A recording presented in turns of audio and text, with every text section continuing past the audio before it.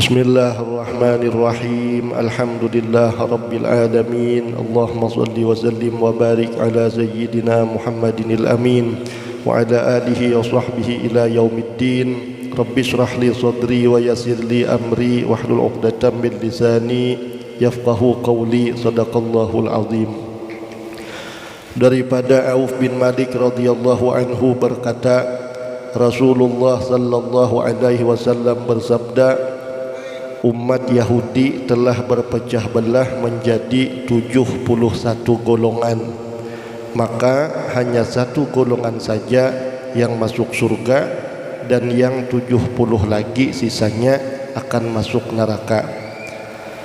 Umat Nasrani telah berpecah belah menjadi 72 golongan, maka 71 golongan masuk neraka dan hanya satu golongan saja yang masuk surga.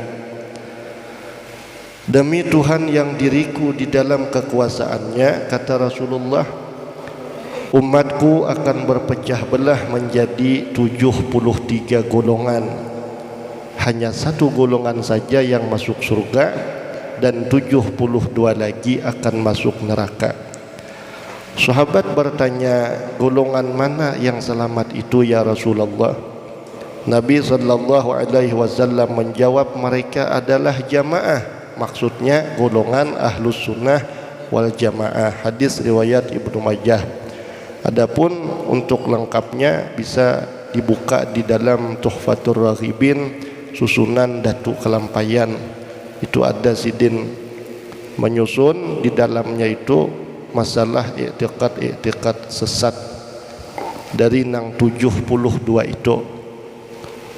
72 nang sesat, ya, nang masuk neraka, yang satunya ke 73 ahlus sunnah wal jamaah.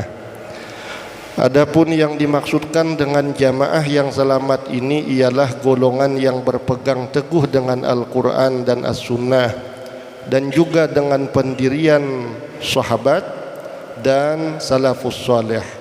Ada salaf, ada khalaf, ada ulama salaf, ada ulama khalaf. Ulama salaf itu ulama yang hidup di masa sahabat sampai masa tabi'in hingga abad ketiga Hijriah atau tahun ke-300 Hijriah. Bila di bawah pada 300 Hijriah itu disebut ulama khalaf, ataupun yang diistilahkan oleh para ulama dengan golongan ahlus sunnah wal jamaah. Jadi menurut hadis yang disabdakan Rasulullah, selain dari golongan ini adalah sesat dan akan menjadi penghuni neraka. Nah, jadi intisari, setelah beberapa bulan ini kita membicarakan hadis-hadis alamat kiamat kecil. Jadi di antara intisari yang bisa kita ambil setelah menyimak, mendengar atau membacakan hadis Rasulullah sallallahu alaihi wasallam yang menggambarkan kepada kita peristiwa di akhir zaman, maka dapatlah kita mengambil beberapa kesimpulan. Ini kesimpulan dari hadis-hadis yang menunjukkan alamat kiamat kecil. Nanti akan disusul dengan hadis-hadis yang menyangkut dengan alamat kiamat kubra atau kiamat besar. Nah, yaitu kesimpulannya yang pertama, hendaklah kita selalu bermuhasabah, memperhitungkan diri kita lahir batin, mulai hujung rambut sampai hujung batis. Menghitung-hitung, merasa-rasa akan sehari demi sehari, apakah aku ini sudah bisa mengerjakan ketaatan kepada Allah dengan baik ataupun belum.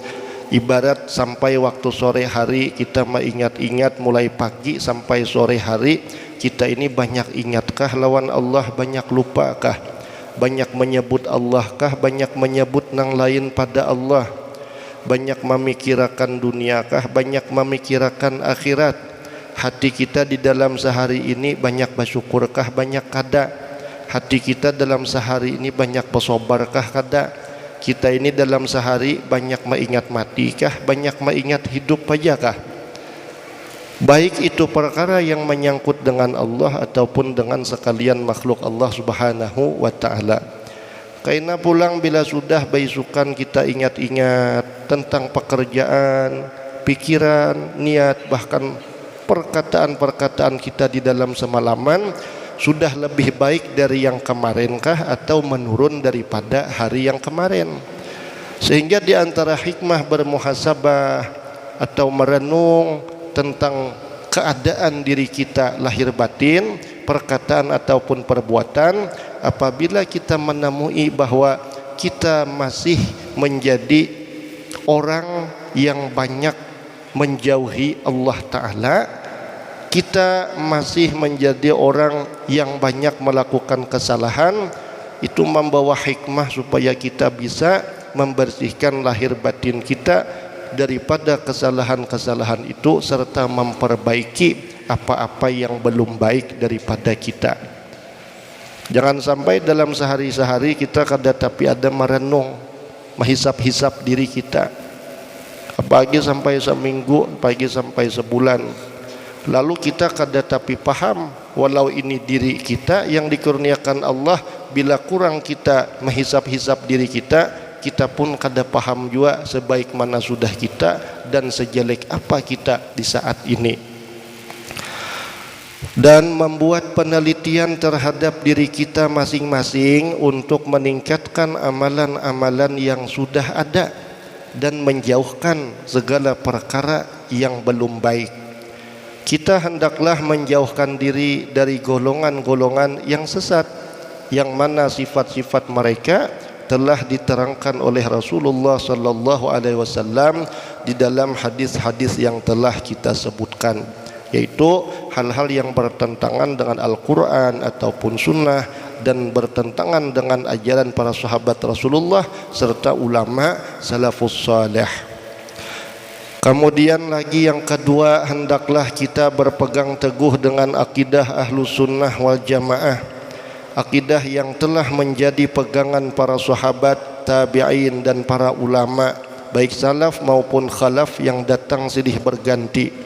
Karena golongan ini saja yang akan selamat dan yang akan berpeluang masuk surga. Golongan yang lain daripada mereka akan menjadi penghuni neraka. Yang ketiga, hendaklah kita berusaha mencari ilmu pengetahuan agama. Nah, ini dasar sama sekali untuk memperbaiki keadaan hati kita, keadaan pikiran kita, keadaan perkataan kita atau perbuatan kita.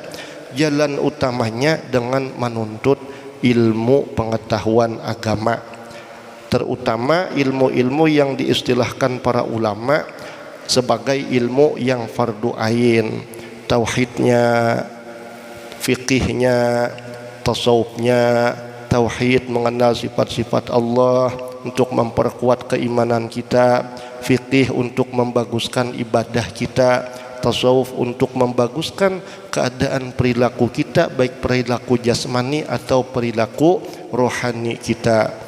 Kemudian disusuli pula dengan ilmu yang fardu kifayah. Pada setiap hari pastikan kita dapat memperuntukkan masa bagi belajar ilmu syariat, disawatakan. Jangan kada disempatkan dalam sehari semalam kita menelaah ilmu syariat. Ya diulah paling kada seminggu sekali. Mun sudah 2 minggu sekali itu untung-untungan lagi kita. 2 minggu pertama harinya baik, kawatulak. 2 minggu kedua pas harinya hujan. 2 minggu yang pertama umpama keadaan awak memungkinkan. 2 minggu yang kemudian untung-untungan bisa sehat, bisa juga muriat. Namun inya ada dalam seminggu sekali nyisihkan waktu, ibarat minggu ini kita ada uzur, masih ada kesempatan minggu berikutnya, atau kalau perlu seminggu beberapa kali. Ya meskipun kita nang sudah usia di luar pada anak-anak yang sekolah, kita kayaknya belum terlalu memungkinkan menuntut ilmu agama saban hari siang ataupun malam. Jadi seminggu itu paling kada sisihkan waktu sekali di majelis ilmu nang manakah, di pengajian manakah, asalkan itu ilmu yang membawa keselamatan bagi diri kita lahir batin, baik itu dunia kita ataupun akhirat kita. Terutama dari ulama yang saleh-saleh yang mewarisi tugas para anbiya alaihimussalatu wassalam. Cari dan tuntutlah ilmu sebelum ia diangkat atau dihilangkan oleh Allah Subhanahu wa taala dari permukaan bumi ini. Gejala-gejalanya sudah disebutkan pada hadis yang kita sampaikan beberapa bulan lalu. Di antaranya ulama satu persatu diwafatkan Allah Subhanahu wa taala. Sehingga ilmu itu semakin diteruskan oleh murid si ulama, maka kapasitas si murid ini ilmunya tidak seberapa dengan ulama yang wafat. Nanti si murid dengan sebab umur ada ilmu yang belum disampaikannya, maka dia punya murid, yaitu murid dari si murid ini meneruskan gurunya yang sudah wafat, maka ilmunya pun lebih kurang daripada guru-guru yang sudah mendahuluinya. Sampai kena kada tersisa di dunia ini terkecuali orang-orang yang jahil sama sekali akan ilmu agama. Nah, kalau dahulu mungkin kita bisa menjadikan alasan fasilitas kadada, wadah guru si anu jauh banar, kada kawatulak, jalanan rusak, kada denang mengawani, kada denang maambili. Nah, kalau wayah ini mungkin alasan itu sangatlah tipis bagi kita, karena dalam hal memperoleh ilmu agama hampir setiap kampung itu ada aja orang-orang nang kawa kita jadikan tempat batakun, walaupun orangnya kada maajar, kada berpengajian seperti ini, tapi biasanya di setiap kampung ada aja tak kurang orang nang berpengetahuan ilmu agama, nang suah sanawiyah, nang suah memondokkah, cuma oleh maajar warai kada. Jadi kada ada alasan lagi sebujurnya kita nang hidup di zaman wahini kada tahu ilmu agama. Kalau bahari alasannya ada jauh, ada guru jauh banar pada kampung seorang berapa puluh kilometer bahkan beratus kilometer, hendak tulak fasilitas kadada, ongkosnya kadada, keadaan hidup kada memungkinkan, bah tu pulang jalanan rusak, kawan kadada nang maambili, kadada jua nang maatar kadada jua. Ya, alasan seperti itu lamun dibawa ke zaman wahini sangatlah tipis dan bahkan kada memungkinkan sama sekali. Ibaratnya berjalan gin sampai kipak berjalan sampai aja. Apalagi mulai tangki hijau ke sini bilainya berjalan asa jauh memutar. Jalan Maandal, Kapar, Hikon, kau haja nyubarang jalan Pangkalan. Nah, hendak parak lagi Mas Gunawan naik baulah jukong mulai tangki hijau. Nah, mbah bajukong pas sampai ke sini sudah. Amin, mudahan ada jembatannya. Jadi tanyaman nang tuha-tuha tangki hijau tu kawa basintar kada jauh hendak menyubarang. Nah, kemudian lagi yang keempat, hendaklah kita berusaha untuk membersihkan hati dari sifat-sifat yang jelek dan senantiasa bermujahadah untuk menghilangkan sifat-sifat yang tercela seperti hubbud dunya, cinta dunia, bahkan cinta dunia nang ma'alahkan akan cinta akhirat. Saking cinta dunia merasuk ke dalam hati nang 5 waktu banyak parai, ilmu agama kada tuntut, guring pun kada janak jua, bahkan sanunuhan bila guring nang disebut itu bukan lagi Allah tapi duit dan duit. Nah, saking kecintaannya lawan dunia, lalu pada akhirnya takut mati. Kenapa seseorang tuh bisa takut mati? Karena inya cinta dunia dan lantaran sangunya kada banyak. Kalau orang tuh sudah banyak sangunya, mengajut diampihi orang, nah jika orang begawi itu tabungan banyak sudah. Nah, jadi tabungan banyak, tanah banyak, kediaman banyak besi, atau ada besi kediaman sebuting tapi ganal, komplit dengan taman-tamannya, kebun-kebunnya, lampu-lampunya. Ya orang pian kami pensiunkan dini. Nah, pensiun umpama umur 55 atau 58, bayar umur 35, mengajut didatangi orang. Pian wayah ini juga kami ampihi. Kada sedih lagi. Oh kada apa-apa, nggih, cepat pada gini gin aku diampihi arayai. karena sudah banyak persediaan. Nah sama juga orang mati rata-rata 50, 60, 70. Istilah sangu itu sudah ada nang masih umur salawi mengajut datangi malaikat maut. Orangnya gering kada, ya kakak uyuhan kada, rahat sehat, rahat wagas, rahat gancang. Datang malaikat maut mengajut, ikam detik ini juga ku ambili jersiden. Oke, kada apa-apa, karena sudah siap, dan bila sudah pindah alam tinggal jadi penghuni aja di kampung nang baru sana. Lain kampung baru nang seberang tuh, lain kampung baru ditempati lah. Nah, semacam alam barzakh kan. Karena banyak sango. Jadi takut mati itu disebabkan cinta lawan dunia. Iya, jaka orang tuh cinta lawan dunia, tapi harta kada tapi ada. Masih kada banget takut juga mati, apalagi nyatuh gagal dan berusaha dunia. Papagun kayak ini aja hidup usaha napa-napa tuh aja sudah, kada sugih-sugih juga, ibarat mati semati-matinya ya sudah aku. Nah nangalih nih hendak mati, maksudnya yang takutan benar mati, iya cinta dunia, iya kebanyakan besi duit. Lalu doanya mudahan panjang umur aja terus, mudahan panjang umur, mudahan panjang umur.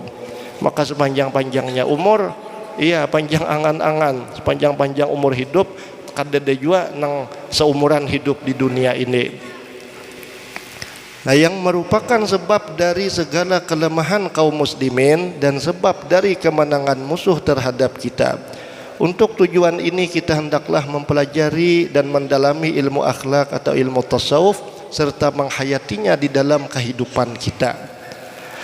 Yang kelima, hendaklah kita berhati-hati di dalam mencari nafkah kehidupan supaya kita terhindar daripada sumber-sumber yang tidak diridhai oleh Allah Subhanahu wa taala. Hendaklah kita menjauhi harta-harta yang dilarang untuk Allah kita memperoleh atau memilikinya, dan jangan melakukan sedikit pun kezaliman terhadap hak milik orang lain, karena tubuh badan yang tumbuh dari makanan, minuman, pakaian, harta yang tidak halal nanti akan dibakar oleh api neraka. Walaupun ujian orang yang hidup di dalam mencari nafkah yang halal lambat sugih, ada kalanya sampai mati-mati kada sing sugihan. Tapi sebaliknya, orang yang dengan jalan yang sebaliknya mungkin cepat sugih, tapi cepat juga miskinnya. Tama mulai miskin, di akhirat miskin bertatarusan, bahkan fakir. Iya, sesusah-susah orang yang hidup di dunia tapi usahanya itu halal, ibarat inya hidup susah juga sampai umur 63, berkahnya ada tapi masih ada bacaannya sampai 63 tahun.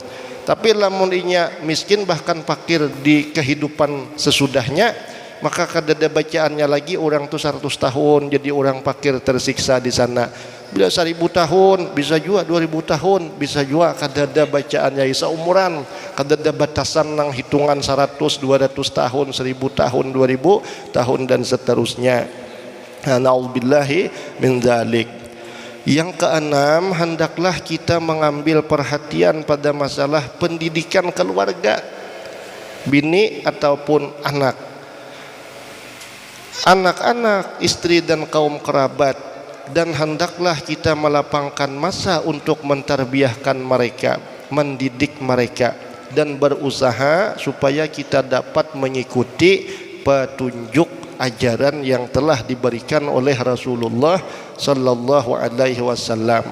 Jikalau anak kita sekolahnya di umum, silahkan, karena ketujuannya di situ. Tapi bulik pada sekolah umum, kayak apa caranya kita memasuk-masukkan pendidikan agama, nasihat-nasihat keagamaan di dalam rumah tangga kita terhadap anak-anak itu.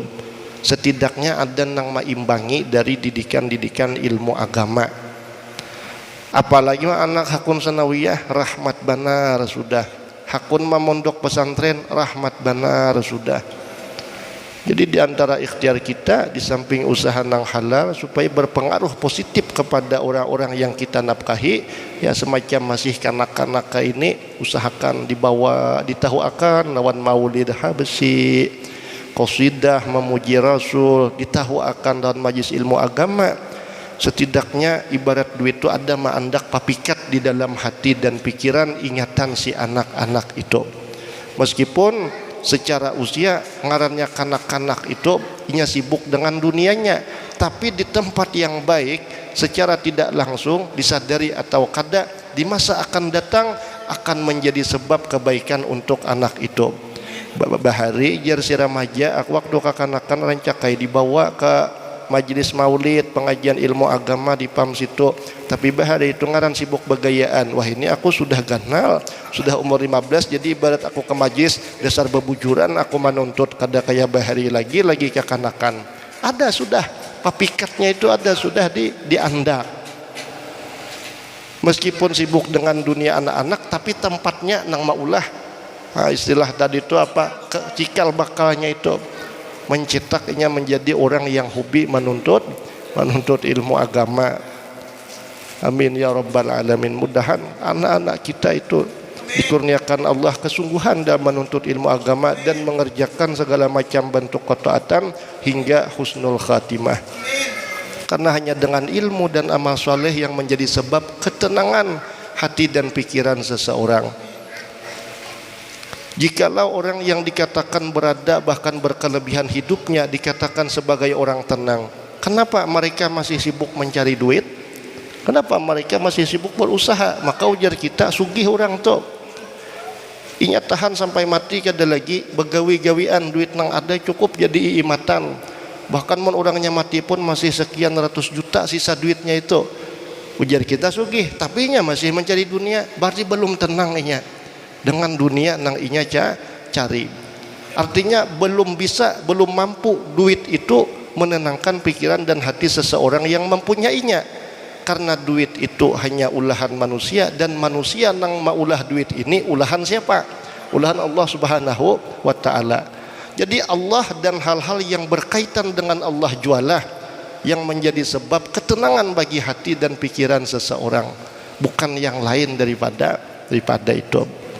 Nah, semacam kita dudukan ini termasuk sarana melapangkan pikiran, hati merasa bahagia. Kenapa? Puncak ketakwaan seseorang itu, derajat ketakwaan seseorang itu bukan hanya dia merasa bahagia ketika dia berkumpul bini anaknya, tetapi dia juga merasa bahagia ketika dia berkumpul sekalian para hamba Allah di tempat-tempat yang baik. Ini sebetulnya tinggi derajat ketakwaan orang-orang yang seperti ini. Nah, terkadang kita atau babinian, mungkin babinian yang sudah belaki itu kadang inya model mahiri lawan laki orang yang marumah aja berkumpul bini anaknya. Apalagi muntah pintang laki seorang palalah panjalan kada tapi ada di rumah. Tujar kayak laki si ano tu bulik bagawi di rumah hainya. Karena sudah malam bom-bomnya separanakan. Nah, bom-bom tu mobil-mobilan lah. Cuma lain mobil kakanakan lain. Karena pulang singgahan di mana mahibur bini dan anak. Sapintas iya, tapi secara hablum minan nas belum lagi, masih minim. Karena derajat ketinggian orang yang bertakwa itu kada hinggan merasa bahagia hanya sekedar bersama bini dan anak-anaknya, tapi inya juga merasa bahagia ketika bersama para hamba Allah yang bukan keluarganya, seperti di majlis ilmu agama. Bahkan hatinya tetap merasa lapang ketika dia bersama orang Islam yang istilah tingkat ketaatannya itu rendah daripada inya, tetap inya merasa bahagia sambil berikhtiar kayak apa supaya orang yang derajat ketaatannya rendah menjadi meningkat. Itulah harmonis yang sesungguhnya, karena meliputi pemakaian daripada hablum minan nas itu. Kalau secara akal sih iya, aku kada bahagia melawan orang lain, tapi bila berkumpul bini anak hatiku merasa tenang secara akal. Tapi akal tidak akan baik tanpa disertai dengan ilmu. Ilmulah yang menjadi sebab akal itu baik, meskipun secara dasar akal itu sudah dikurniakan Allah kepada setiap manusia. maka fungsi akal itu untuk mencerna ilmu supaya mudah memakai atau mengamalkannya. Misalnya orang itu hingga merasa bahagia ketika makan minum bersama bini anaknya. Orang besaruan kada peduli, pokoknya kada usah gin didatangi orang saruan, karena mun aku saruan bini anakku makan kada bersama aku umpama. Nah kalau bebinian nang lakinya jarang di rumah, bahiri itu lawan laki nang kaine hakun kada saruan asal makan lawan bini lawan anak bersama. Artinya bebinian ini kepengen besi laki nang tingkat ketakwaan, tingkat hablum minannasnya itu rendah. Kada bangga dengan laki nang tingkat hablum minannasnya itu bila ada sawat di rumah, bila ada hajat orang didatangi walaupun hanya sarwan aja. Berarti bebinian ini mencita-citakan orang lelaki yang derajat ketakwaannya rendah. Hati-hati bebinian naik. Iya, maja saking lawan bini anak tuh sayangnya jar abahnya ay umpama nih. Ini bagi nang laki palalah aja lah. Nggih, bebinian tuh kira-kira banyak bebinian nang mengatujui nang itu. Aninya aja makan kada hakun mun kada lawan bini anak kada hakun makan nya. Orang saruan gin kada didatanginya, jangan dihirii babiniana yang nangka ini. Ada laki kunija seharian sudah begawi, malam babaya datang pas ada orang saruan, itulah kasarwan jar bini anak ditinggalkan. Nah umpama bayi sudah kayaknya Mbah Isa ada orang kematian, nah ya pulang melayat pulang ke orang kematian, atang pulang bini anak dikasih sayangi. Bukan demikian. Iya, ini malahan harmonis yang sangat luar biasa itu. Ia bagawi budik ke rumah bersama bini anak, nanti ada urusan orang basaruan, selamatan, ataupun ada orang kematian, sempat melayat walaupun hanya 15 menit atau setengah jam saja. Inggih, jadi sempurna hablum minannasnya itu terutama menjalin hubungan baik kepada sesama muslim.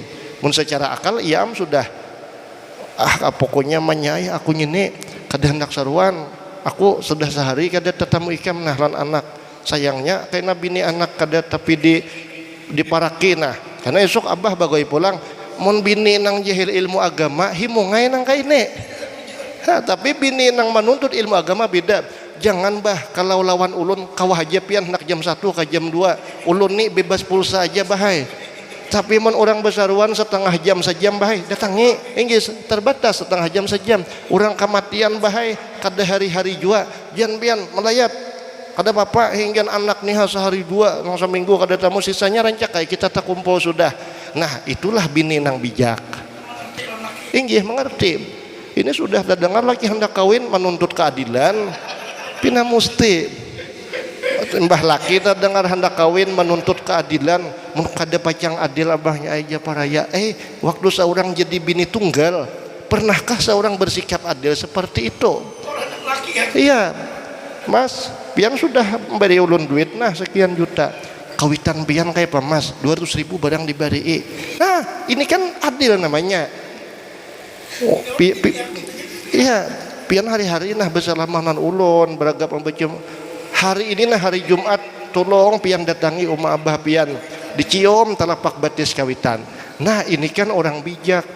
Ini salawas jadi bini tunggal kehendak tuh lawan seorang terus bayar sudah bayarnya laki jah hendak ada bisi pacar hendak kawin abot batuntut keadilan seorang adil kah sudah lawan laki selama ini.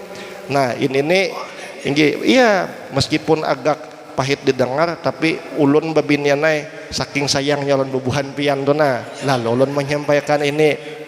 Nah I love you. Ada kisah hype pisit ciciuman kada gampang menciuman aja bang mikrofon aja bang.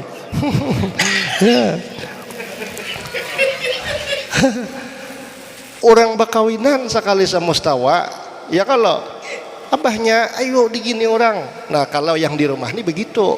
Wah ini kan termasuk ya silaturahim. Sudah kapian melayat belum? Ayo sudah atau madang ulun guring aja kapian melayat. Pian kada pangguring juga malam. Nah wah ini hebat nangka ini. Iya walau ada awak asal ada hablum minannasnya kita. Mereka ada misalnya kawakah je orang besaruan imbah maghrib insyaallah jarak, tapi insyaallah Indonesia insyaallah nang badat kada hendak tulak.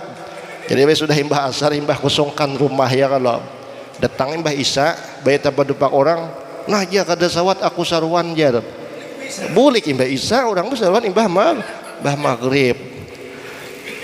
Nya biasanya orang kulir tuh yang penting kada tulak hulu, alasan gampang dibikin-bikin lah. Alasan tuh nyaman aja di karang-karang ya, kalau nang muriat Allah na apa-apa orang kuliah tuh yang penting kada menunaikan hajat. Nah beda tada hulu orang lain besaruan lawan nang diparak kada didatangi lantaran tada hulu orang lain orang bertampah 2 minggu ke sebulan, itu ada uzur ngarannya. Nang alih ini kada ada uzur, cuma diulah-ulah sekira uzur ya. Yang penting kada tulak, alasan gampang dibuat. Nah ini kita latih supaya kita tidak seperti demikian.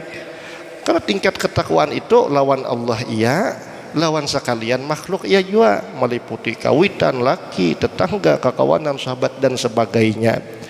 Kalau kita bahagia bersama bini anak wajar, tapi nang hebat itu lawan orang lain merasa bahagia. Pikirkan padahal orang tuh bini seorang lain ya kah, dengan sanak lain, kawitan lain, sepupu keluarga lain, bisa bahagia. Nah waktu kita berapa bulan lalu Mas Gunawan yang ulun mau wawancarai pian itu kan, biar biasa-biasa aja jar sidin gurai, yang penting tapi luar biasa aja. Nah artinya mendatangnya hajat orang biasa aja karena sudah rancak digawi orang. Ya orang bersalamatan 15 menit kan tuntung segala makan segala apa bulikan kan biasa kita menganggap itu karena satu mat waktunya dan sudah karena rancakan orang mentradisikan acara selamatan. Tapi namun kita menggawi masuk dalam golongan itu luar biasa di sisi Allah Subhanahu wa taala. Iya, mahimu akan. Nah, lain kayak kita dasar ada uzur di lain waktu orang besaruan bepadah ulun ada tajanji di ya kah? Ini kecil dan kita anggap biasa mungkin, tapi luar biasa di sisi Allah Subhanahu wa taala. Nah, kita lanjut sedikit-dikit lagi. Nggih, tambahi lagi ya Mas Gunawan. Nah, kemudian lagi melapangkan masa menterbiahkan bini dan anak dengan tarbiyah ilmu agama. Nah, kalau kita misalnya belum ada kemampuan mendidik bini anak dalam hal urusan agama, persilahkan bini dan anak keluar rumah sekedar menuntut ilmu nang fardu ain ya, selesai bulik kayak itu. Supaya ini ada, jangan kayak ini tapi kayak ilmu ringkas anu jaman papagon di YouTube banyak aja anak. Nah lain juga nang dimaksud majelis ilmu itu kan duduk di ruang lingkupnya itu. Iya, nang model kayak kita ini kan majelis ilmu kan, yasinan, majelis kebaikan.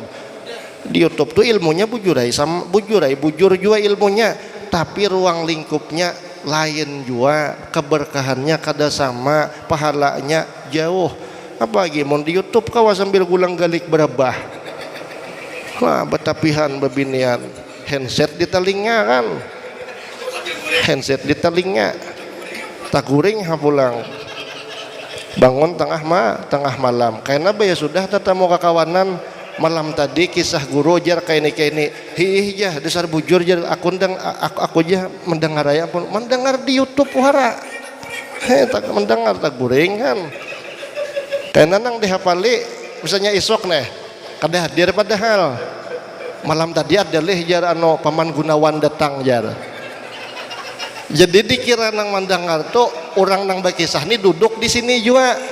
Tahu maka imbah buka-buka nang HP kan atau gambar postingan orang, oh ada anu Paman Gunawan. Baya esok kan ramai orang berkisah dudukan diambil kisah bacaan malam ini Wali ya, masya Allah datang ya anu Paman Gunawan nih mam tadi. Jadi kira orang hadir juga, padahal orang maitihi HP orang wara, guring wara tengah malam membuka jam 1 jam 2 ada aja gambarnya aja di higa pemanduan ya, pemanduan ketupat.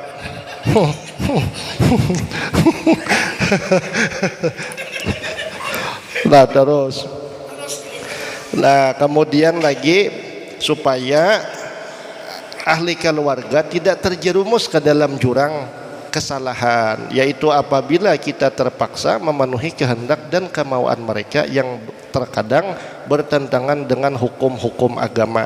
Yang ketujuh, hendaklah kita menyediakan waktu yang cukup pada setiap hari untuk membaca Al-Quranul Karim.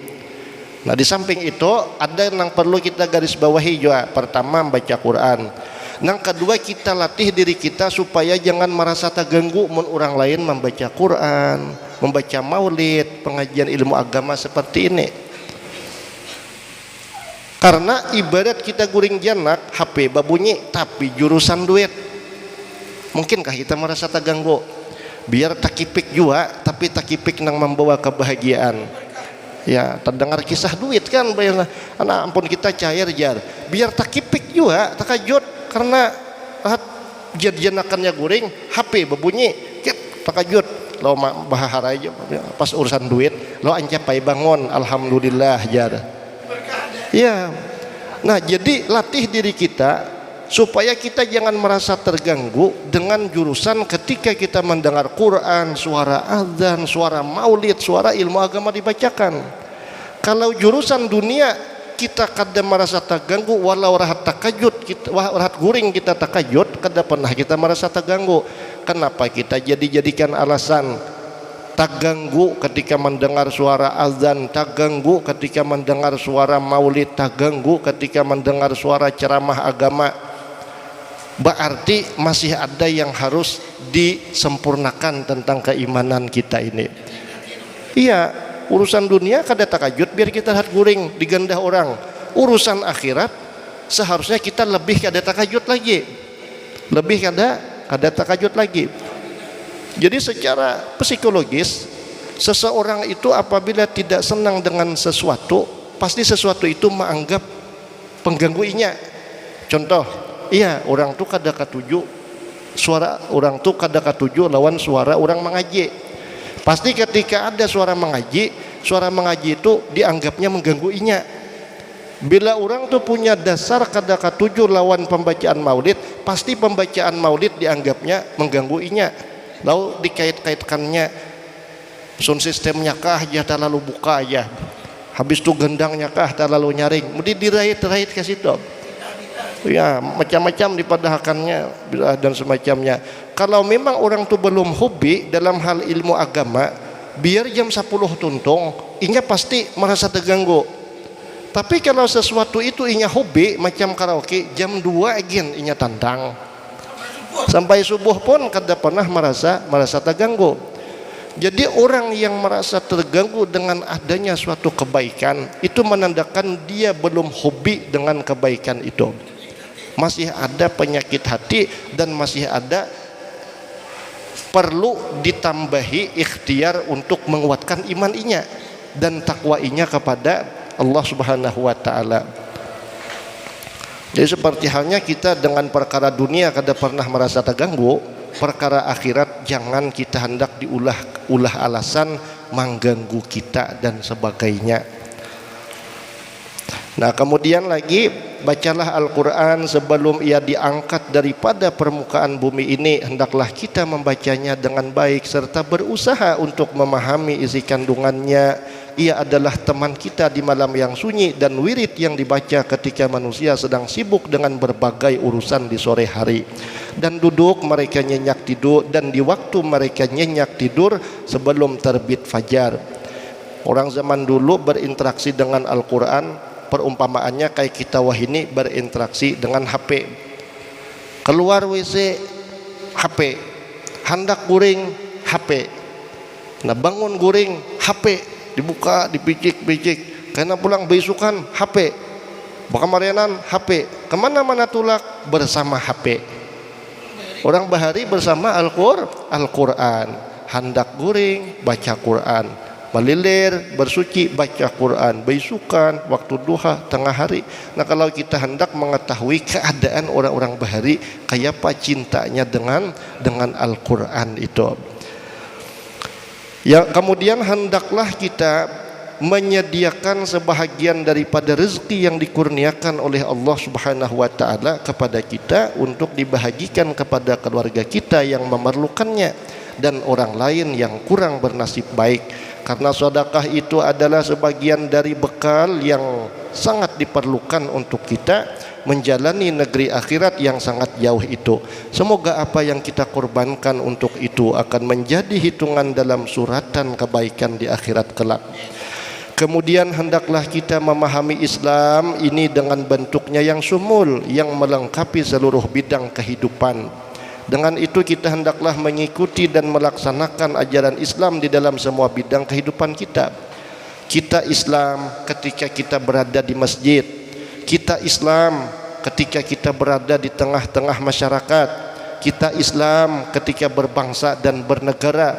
Kita Islam ketika bersama ahli keluarga kita dan kerabat kita serta sahabat kita. Kita tetap Islam yang walaupun kita di dalam keadaan sendiri, kada berubah keislamannya. Hal ini erat menyurangan kada kaya Islam sudah ke tengah orang banyak lalu Islam ini nang susah. Ya, susah. Erat saurangan lain di tengah orang banyak. Nah, artinya Islam di dalam semua bidang kehidupan. Kemudian yang terakhir sekali, nah, hendaklah kita hidup memperjuangkan agama yang kita cintai ini. Jikalau kita tidak ada takdirnya mengajar, hendaklah kita menjadi orang yang belajar. Jikalau kita belum mampu belajar berperukunan, hendaklah kita jadi pendengar. Jikalau kita belum mampu jadi pendengar, hendaklah kita jadi pendukung. Jangan sarabannya kada mengajar kada kawa, belajar berperukunan berkitab kada, pendengar kada, mbah tu mendukung kada, jadi tukang huhuas hapulang. Nah, ini nang saraba rugi itu. Sadang sugih kada juga kan, sugih kada umpama bapangkat kada. Nah, ini ngarannya di dunia rugi, akhirat rugi juga. Nah, ujar Paman Gunawan itu ngarannya buntat jesiden. Nah, ulun bertaklid supaya kada ulun nang padahkan orang bahasa sambat buntat ya kalau. Nah, sambil bergayaan kita. Karena berapa hari ini cuacanya kurang panas, jadi kemungkinan malam ini nih bisa sikap orang mengantukan. Nah, alhamdulillah, nang saya kira kita nih kada tapi mengantukan, termasuk tukang baca saya kira sigar, ada jubir seikungnya.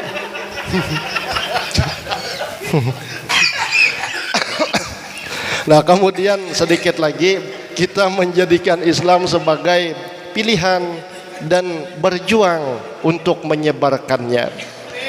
Kita hendaklah memberi pengorbanan yang sewajarnya untuk Islam, di samping berusaha dengan gigih untuk memperjuangkannya. Contoh sederhana, Buhan Guru Kamarudin memperjuangkan Islam dengan maulid, qasidah, puji-pujian kepada Rasulullahnya. Umpama ulun termasuk mbak ikhtiari supaya masuk dalam bagian memperjuangkan Islam nih, ya dengan bacaannya mau usahai saya kira istiqamah buhan pian ada nang empat memperjuangkan Islam, walaupun dengan duduk mendengar. Ada nang empat memperjuangkan Islam menjagai parkiran, serelanya, maksud serelanya nih kada apa-apa kayak itu dasar menjagai semata. Saya kira orang nang menuntut ilmu kada begenangan, kayak apa sepidaku. Buhan tetangga empat memperjuangkan Islam dengan cara membuka rumah, menyapui, ampar tikar, menerima jamaah menuntut ilmu. Jadi masing-masing bidang yang penting kita termasuk dalam bahagian orang yang memperjuangkan Islam yang kita anut. Kalau kita menganut Islam, mengapa kita tidak bangga dan tidak semangat memperjuangkan keislaman yang kita anut? Seperti halnya kita punya orang tua, mengapa kita tidak bangga dengan orang tua itu? Nah, kemudian lagi kita hendaklah juga sadar terhadap apa yang dirancangkan oleh musuh-musuh Islam, sama ada dari golongan Yahudi ataupun dari golongan Nasrani dan dari golongan yang lainnya. Dengan itu kita akan dapat memelihara diri dari termasuk ke dalam perangkap yang mereka pasangkan untuk menghancurkan umat Islam. Inilah 10 intisari yang mampu kata Al-Alimul Allamah Syekh Fahmi Zamzam, yang mampu saya tuliskan di sini, yang merupakan sebahagian dari mutiara-mutiara yang terkandung di dalam hadis-hadis yang telah kita sebutkan. Mudah-mudahan kita mendapat keberkahan daripadanya, dan semoga Allah Subhanahu wa taala senantiasa mencucuri kita dengan rahmatnya yang luas dan mengampuni bagi segala dosa dan kesalahan kita. Wallahu a'lamu bis-shawab wa ilaihil marji' wal ma'ab. Insyaallah kita sambung dengan alamat-alamat kiamat besar. Ulun banyak-banyak minta halal minta ampun. Wa ila hadratin Nabi al-Fatihah.